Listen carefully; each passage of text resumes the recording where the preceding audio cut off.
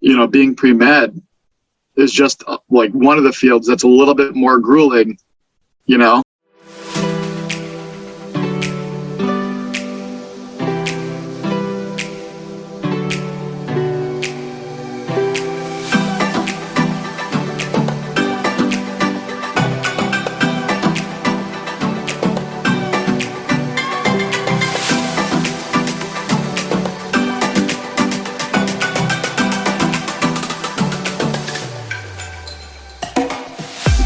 Welcome to the Premed podcast. Today, we are blessed to have with us Dr. Raju, who is an anesthesiologist and clinical instructor at the University of Cincinnati. Actually, he happens to be an avid Chicago sports fan, right? He enjoys watching Formula One and is pretty much a big fan, Premier League soccer fan, all Premier League fans out there. Dr. Raju, what team do you support, by the way? I support Liverpool, my friend. Oh, the greatest club in the world. Oh, no. Oh, man. So I'm a Man U fan, right? Like that's just... Yeah, we started off on the wrong footing here, huh? Better for me this year than you, I should say. Oh my God. Oof. All right. I guess I can't complain right there. Okay. So Dr. Raju's college, undergraduate college, or university is actually University of Illinois. He graduated back in 2012, when some of us were probably in middle school, high school. Yeah. Way to make me feel old, Buffalo. Right, and all of the listeners. And he attended Albert Einstein College of Medicine back in 2016. A shout out to all the Bronx people out there. And that's right.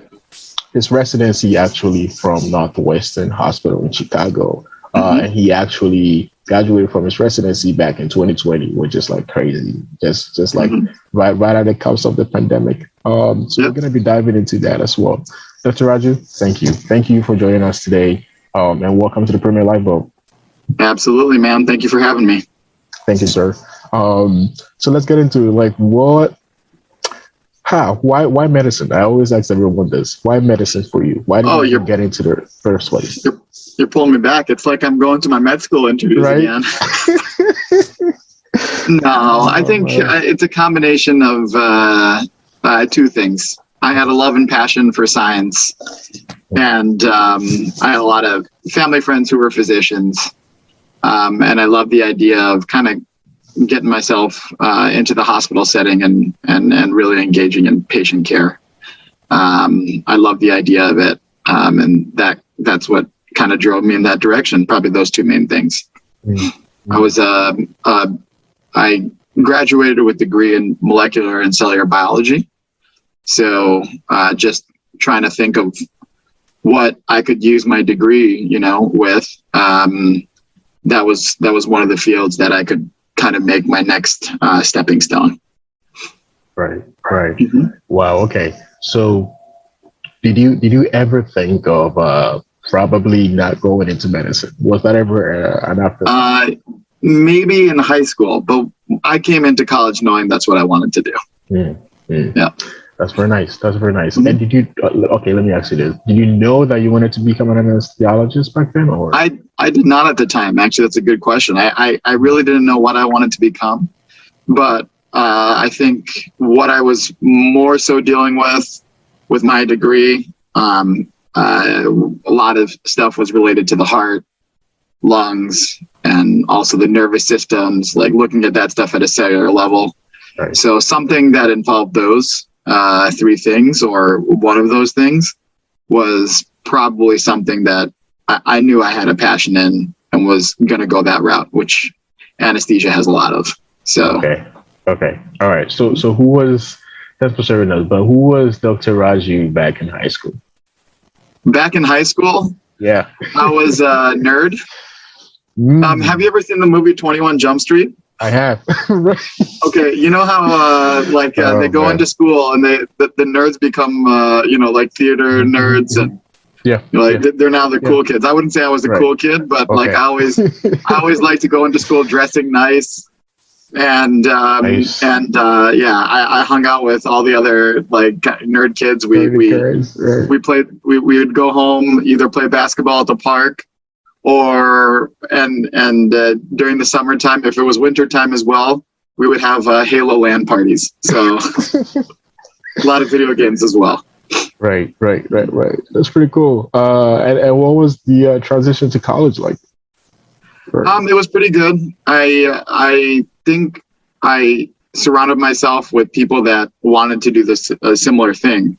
So having those friends and having that network to kind of bounce ideas off of each other and keep each other in check was very important. That kind of helped me through. I had my goals at the start of college, and there were ups and downs. But like I said, keeping that positive attitude, being strong throughout the whole process, which can be kind of grueling, as you kind of are probably going through right now. And then having those friends to kind of bounce ideas off of really help me get to where I am now. Right. That's actually a good segue. What are some challenges that you faced as a pre-med, like those ups and downs? What are some of the downs, and how did you bounce back from it?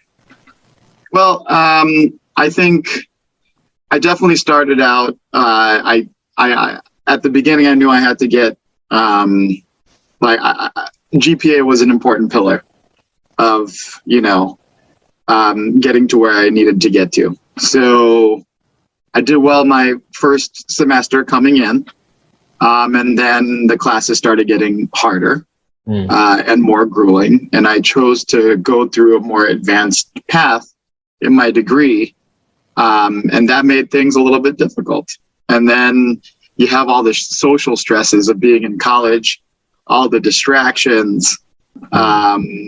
Friends always wanted to hanging out, but being pre-med is just like one of the fields that's a little bit more grueling, than some of my colleagues were going through. So I had to kind of know when to have a good time, and then know when I had to be disciplined and study as well. And so I was in a flux between those two things. And I had to keep myself in check when my grades dipped for a semester. I had to go back to the table and kind of reevaluate and know how to be better at time management. I think organization for me was an issue at that time. So getting more organized with my thoughts and kind of my day-to-day schedule really helped me kind of bounce back. Right. That's actually another great segue, right? Yeah. Like the conversations are flowing in the right path. What did your time management skills like change in terms of like from high school to college and throughout your college years, and how did it change? The one thing for me that was nice is my high school did a good job preparing us for college. Okay. Almost to the point where one of my teachers, half of the class, he was teaching us economics for half the class, and the other half was dedicated our senior year to how to be a good college student. So I think I came in with an idea. That was just him. Who is that teacher? He deserves like I know, but the year. So things like wow. He was big on like he would break it down for us.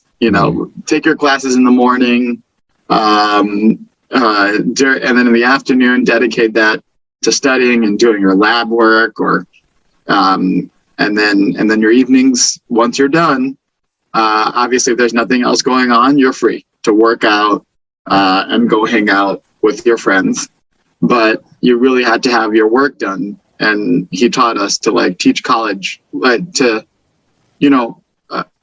college should be like almost like a 8 to 4 job, So I kind of adhered to that in the beginning.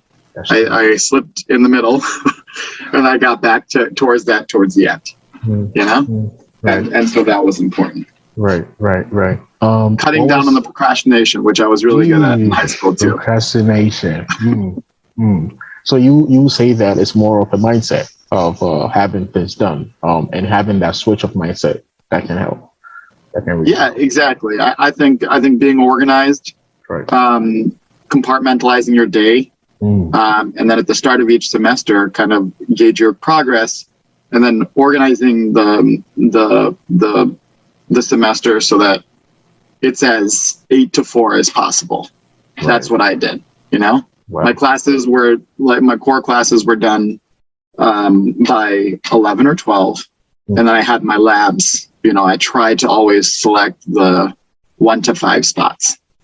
Right. Those were kind of the important things. And then if after lab, you know, having time in my day to study and keep up with the coursework was important too. And if I needed extra help, which I did for some courses, you know, making sure I knew when the professor's office hours were to kind of show face and get to know them as well. Right. I was just about to ask, what was your most difficult college class that you ever took?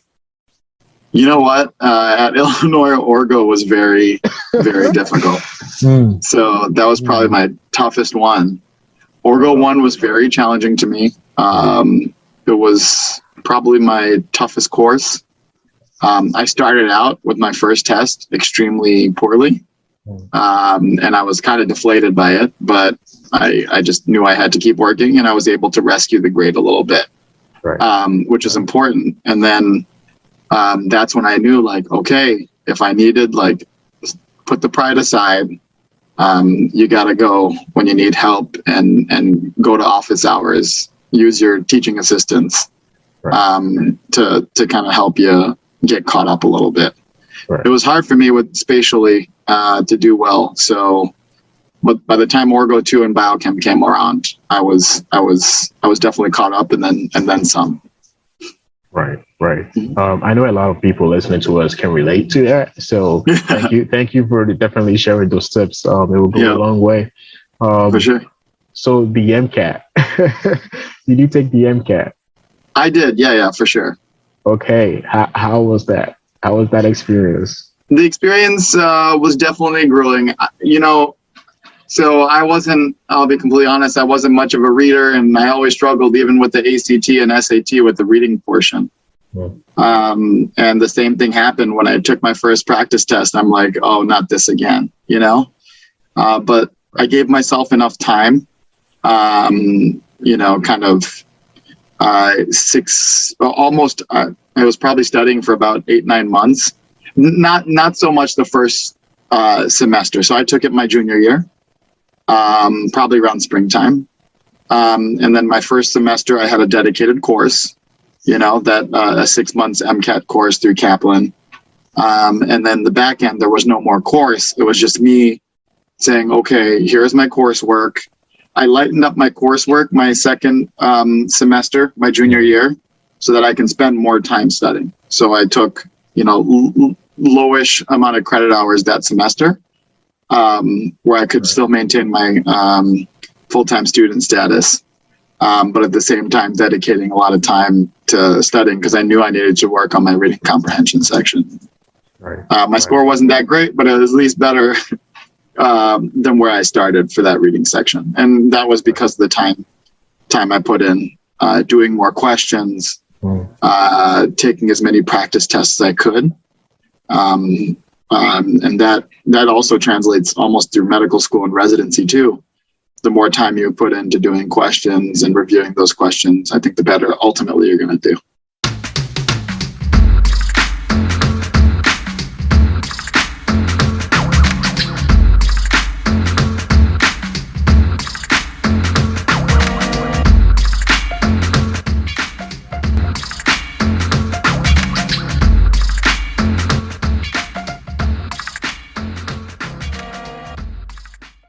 For sure. Thanks for sharing that. So med school, how was Albert Einstein College of Medicine? Those 4 years. I loved it. I have so much pride for Einstein. It made me a good doctor. It's a great program. They really valued diversity. We had such a diverse class. I learned so much from my colleagues at med school. We served an amazing population in the Bronx. And I definitely miss it. That was a great experience for me. And I wouldn't substitute it for anywhere else. That I have so much pride for Albert Einstein College of Medicine.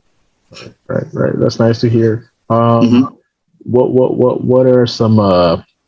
Well, did you ever fail a class in back in med school? What was that? Did you ever fail a class in med school? I did not. No. I worked pretty hard and I started studying early. So that didn't happen.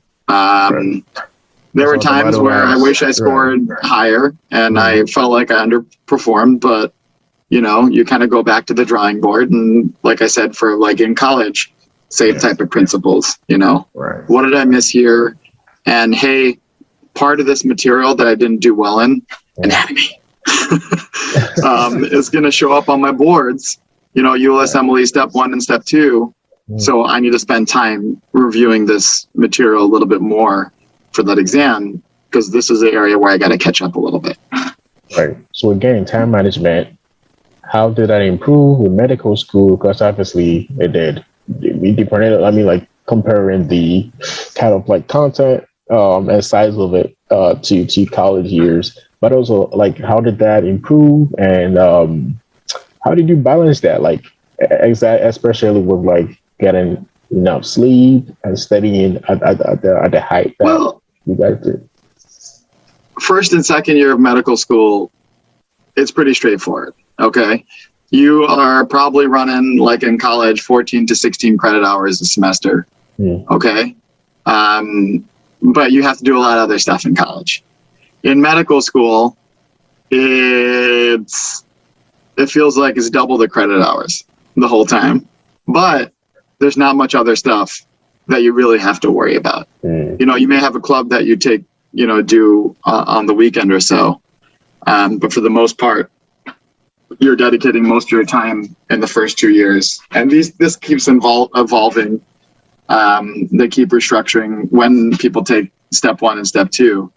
But you're kind of just building up to that moment where in the later years, you start picking up on maybe doing a research project and then going on to clinical rotations as well for year 3 and 4. Right. So when we talked to Anna Claire the other time, she spoke of how grueling her experience in residency is right now. Yeah. How was your experience back then? It was definitely pretty tough. I'm very glad of my training I had in residency.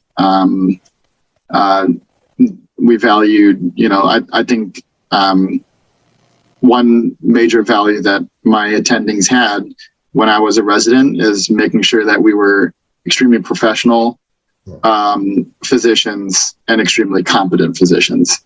So there was a great degree amount of stress on making sure that not only could we do what we did, but also understand it, and being extremely professional with the patients so that we could develop a better relationship with them and be better advocates for them as well. And I'm very glad of my training. It made me, it made the first year of being an attending much easier because we were able to take part in very difficult cases when I was a resident and take care of very sick patients as well. So I'm very grateful for the training I had. Yes, it was very tiring, right? But it made my job now less tiring. So I'm grateful for that. So now, thanks for sharing that. Let's dive into the world of anesthesia, right? Like, yeah, for sure. What is it like? What is your daily routine like? What is just like the overall job experience? Because you spoke about how you didn't already know back in I guess high school that you were going into anesthesia. What was your path into that and the decision that went into that? Yeah. So it's very tough to choose what you want to do once you're in medical school. There's the surgical route. There are surgical specialties. There are medicine specialties, pediatrics. So you got to find the population you want to work with. And you got to find, there's some degree okay, this feels right when you're in medical school. And then even though the feeling is nice as well, the other thing you have to kind of tell yourself is, okay, how much am I going to be working, and how much of my life can I dedicate to other things rather than just my field? So I would say, like, if you're a cardiothoracic surgeon or a neurosurgeon, that is your life. Residency is 6 to 7 years. It's grueling, and your lifelong, you're going to be doing a lot of that. You won't have much time off. And it takes up a lot of, like, it's a big part of your life, your daily life is a lot of your daily life is dedicated to that.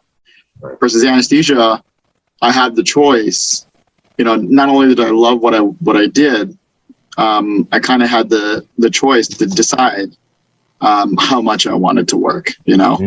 My job is very shift work. At the end of the day, I can have one of my colleagues take over my room with a good sign out, and making sure we have effective communication when we hand off patients to each other.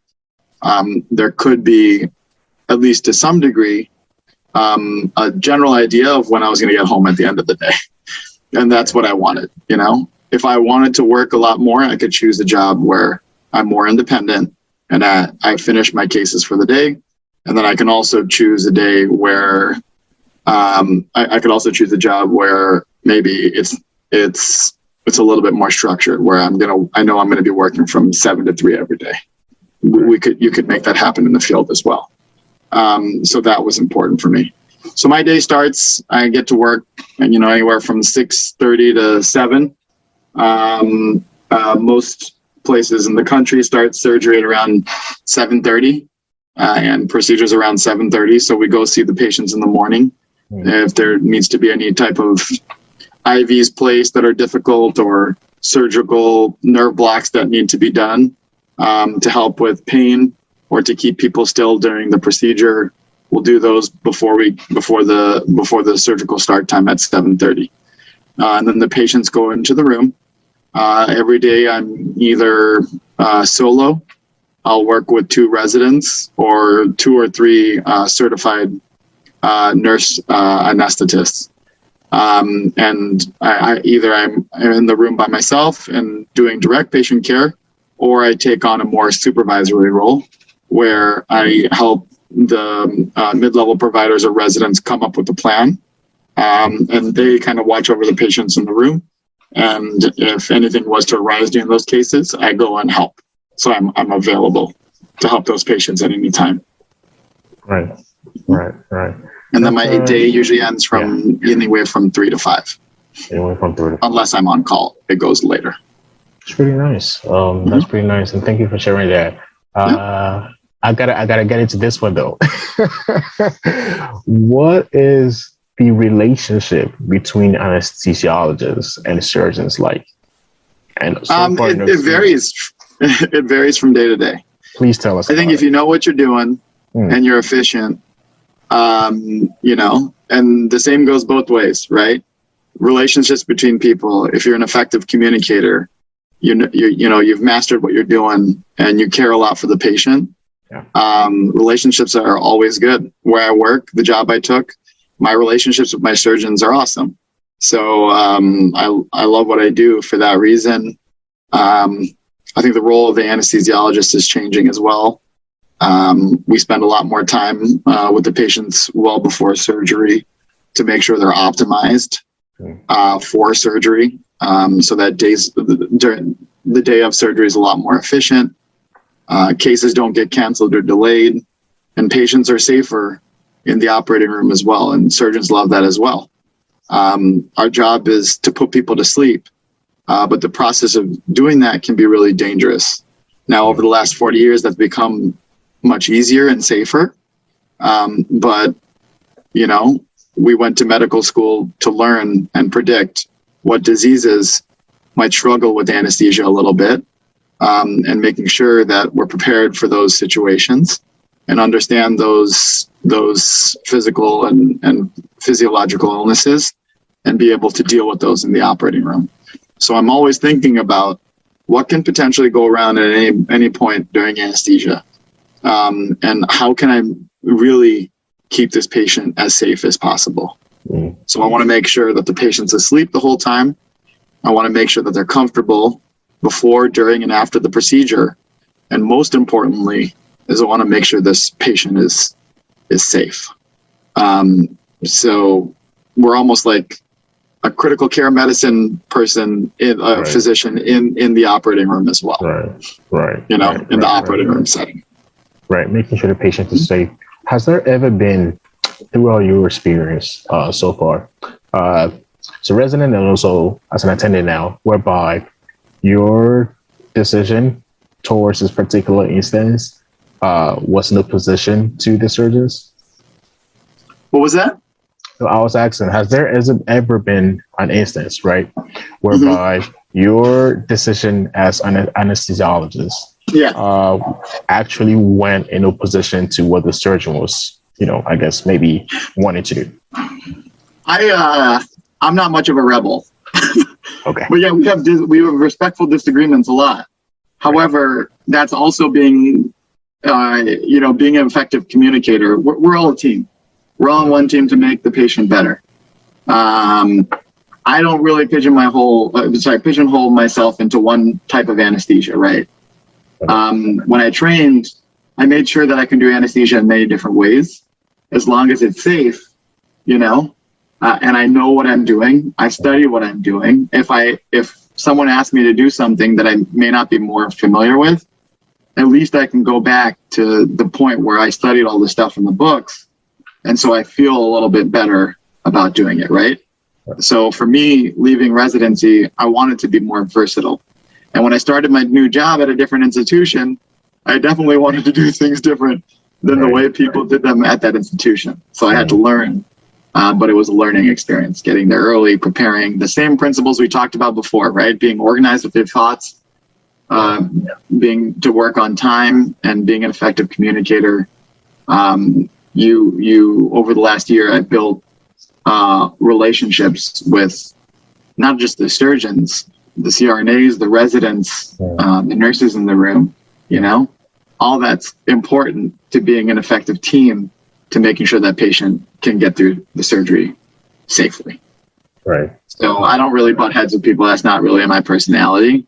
Okay. It's okay. We're in a bad situation. Yeah. Let's try to figure out what we can do better. Right. And so when you have that, if you have good days and bad days, at least your team knows, hey, I can trust this patient. Right. I can trust this physician, because I know that with our previous experiences, we have a level of respect and understanding for each other. So that's important. That's the first year of being an attending is extremely stressful for that reason. All eyes are on you. Everyone's trying to figure you out. Right. And so you have to navigate all that. But now I'm accustomed to it. Right. And I think people know who I am. Right. I was going to ask that because Anna Claire spoke about how as a medical student, it's totally different than like once you get into residency. Trying to get food steps in, your food weight in the system, I guess. What was it like for you, like first year, adjusting to now being an attendant, having to make decisions, right? Like on a whole different level than residency. What was that like? Process. I think once again, like when there was a true emergency, I'm glad that my training was so good in preparing me for those. Because we saw a lot of them, and then towards the end, of residency, my supervisors, my attendings, they let go. They're like, "Oh, it's time for you to figure it out." Wow. So we took care. I mean, to some degree, right? Obviously, you want to make sure the patients are safe.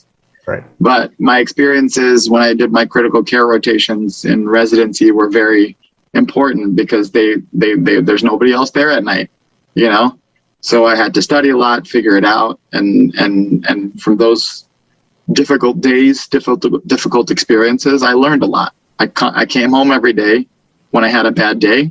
The bad days taught me more than the good days. Okay, what went wrong here? What was the issue, and how can I do better next time? And so those experiences were really integral in kind of, making me a better attending. It was actually a struggle in the beginning, communicating with new people to kind of figure out what we're going to do for cases. That was probably the hardest part, but now that's become easier because you built your relationships with people. I didn't know anybody, and if I didn't know, if I hadn't worked with people before, and I don't know what they do, and they did something that I did differently where I trained, and something bad happened, and they went through one path maybe that I've never taken before. Yeah. It was very difficult for me because it was almost like a little bit of an anxiety of trying to figure out, hey, what I'm going to do if this route's taken. So once again, every day when I was in my first year of being an attending, I came home when I had my bad days and tried to figure out, okay, how can I be a better communicator? And if anything bad ever happened, let's have a good debriefing session to make sure like we're all on the same page for next time. Right. And that's really taken me to the, helped me get accustomed to the new job of being an attending. Yeah, it was it's my first year being an attending was probably the most I've ever, like the greatest learning curve at any point in my training from college into residency. So when they say like you're a lifelong learner in medicine, I take, well, if it's any reflection of how my first year is, yes. Yeah. I have a lot more learning to go. Right. Now, what do you wish you would have known before starting medical school or even residency, and now in your attending position? I guess like just for students interested in going into anesthesia. So I think a big thing is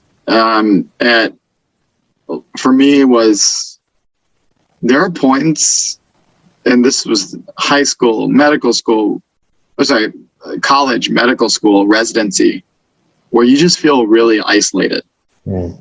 And I think I wish I could tell myself back then, hey man, after talking to people, and sharing stories with other people, it's pretty surprising like how many people are in the same boat, going through the same struggles that you are. We all have struggles in different ways, but no one is really perfect, and the journey has its kind of ups and downs, but you just kind of got to stay positive and know in the back of your mind that everyone's going through the same thing, right? You never want to feel insignificant or have self-doubt, like everybody else is better than you.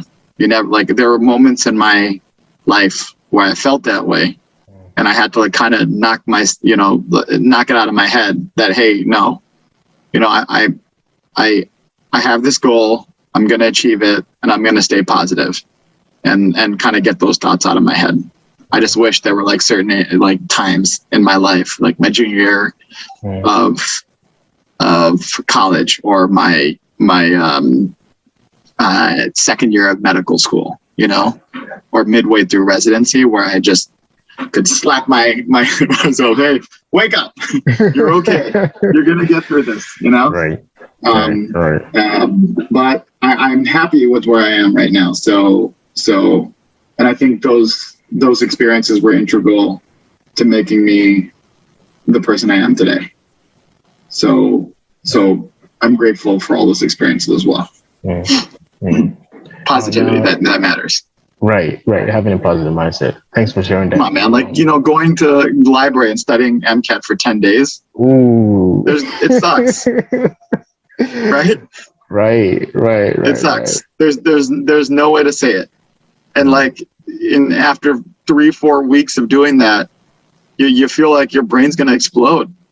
It hurts. It really does hurt. Right.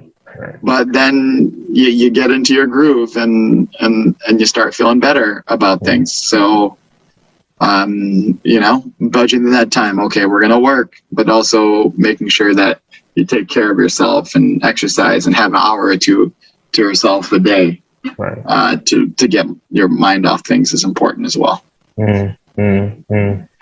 Wow. Thanks for sharing all that. Now though, if you didn't choose anesthesia, what other specialties specialties would you have considered?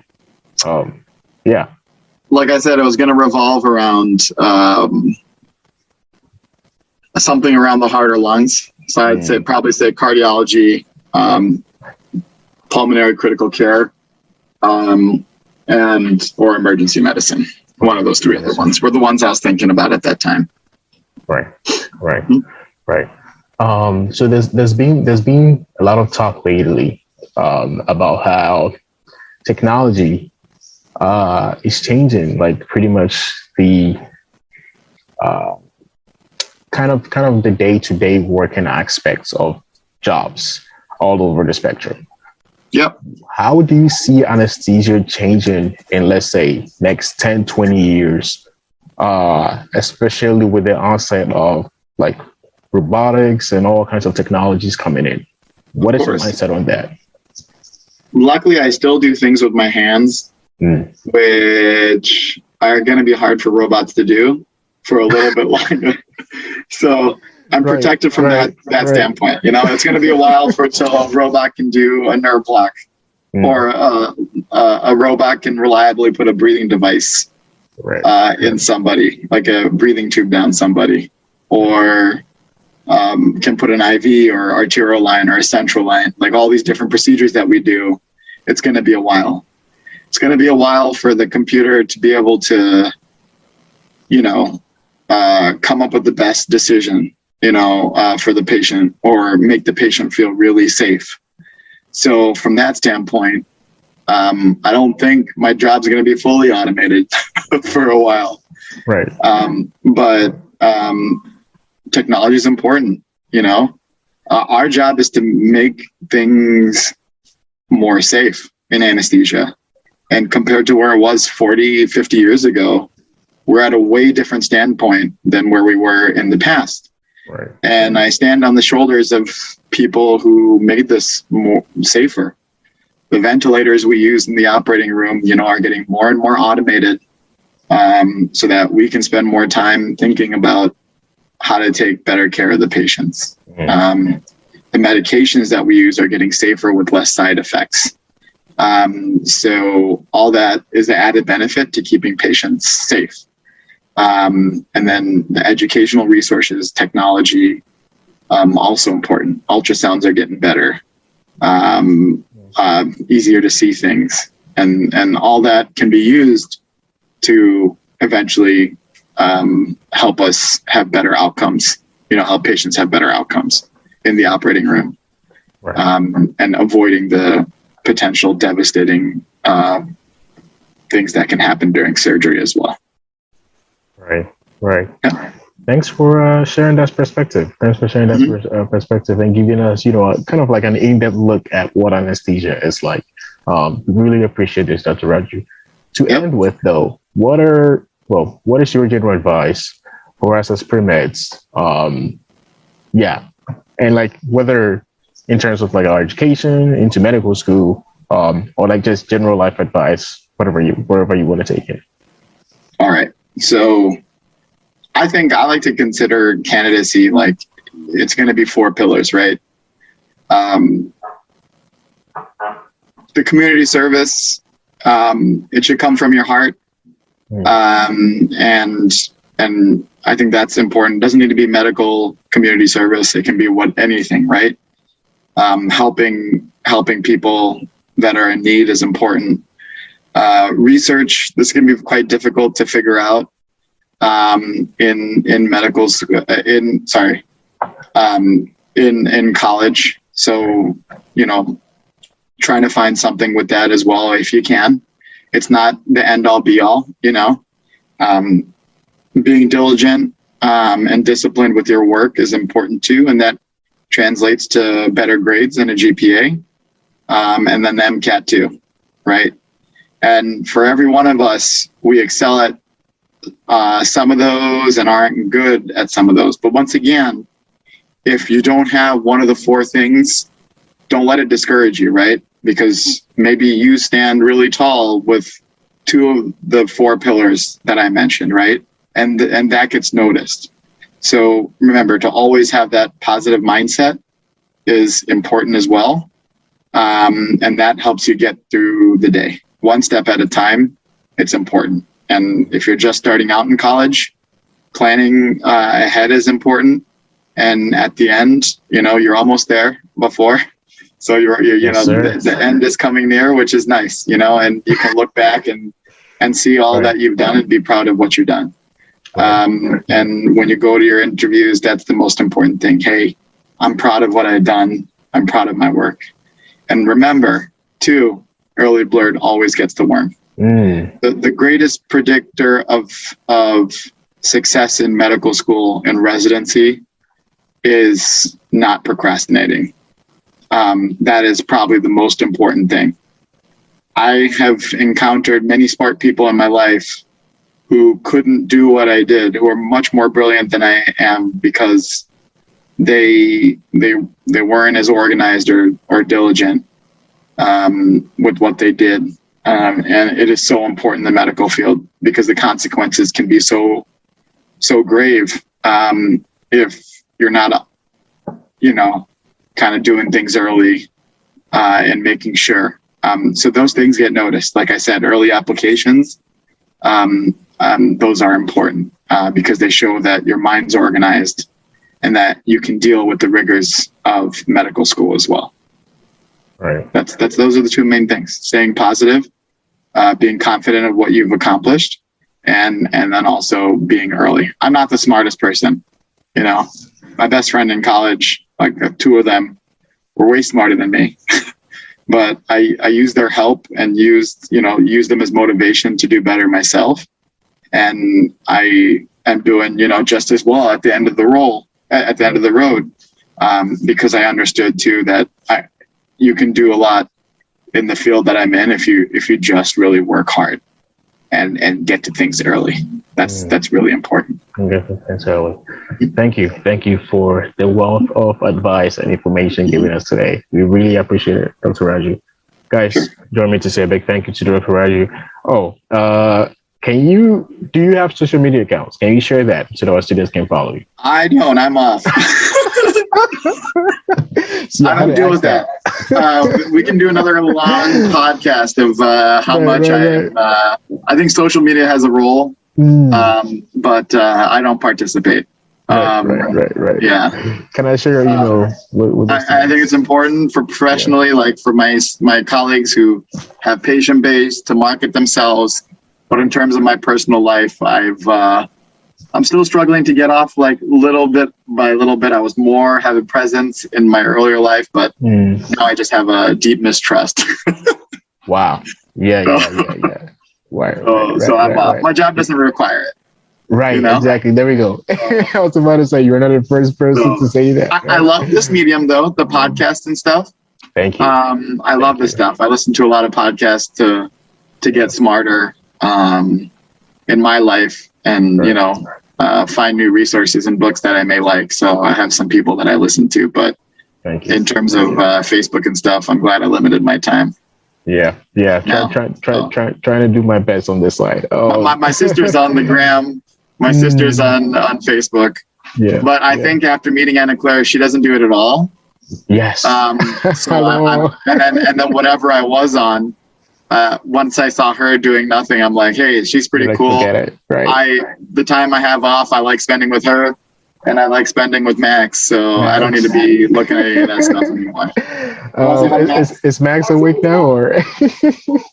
Hold on 1 second. Sorry, my apartment's a little messy. If you can see behind. Oh, there he is. Oh, you can't. Hey, buddy. What up, man? So yeah, we hang out. Right. I don't do much social media, but I still do play video games. So even in my 30s, what is your favorite video game? I play a little. So obviously, when Anna Claire is not around, then I can play a little bit. But anything that my friends are playing, I'll play just so I can talk to them. Because during the pandemic, we can't really hang out as much as we used to, and I have so many friends that are in different parts of the country, so I use it as a means to catch up. Right. So I play a lot of battle royale and multiplayer first-person shooters. Right. That's pretty cool. Yeah. That's pretty cool. Yeah. Thank you, Dr. Raju. Can I share an email with the students? Yeah, absolutely. You have my Gmail account, so if they want to email to there, yeah, go ahead. I'll do that. Yeah. Thank you so much, guys. See you on the 11th episode. Bye. All right. Bye, Max.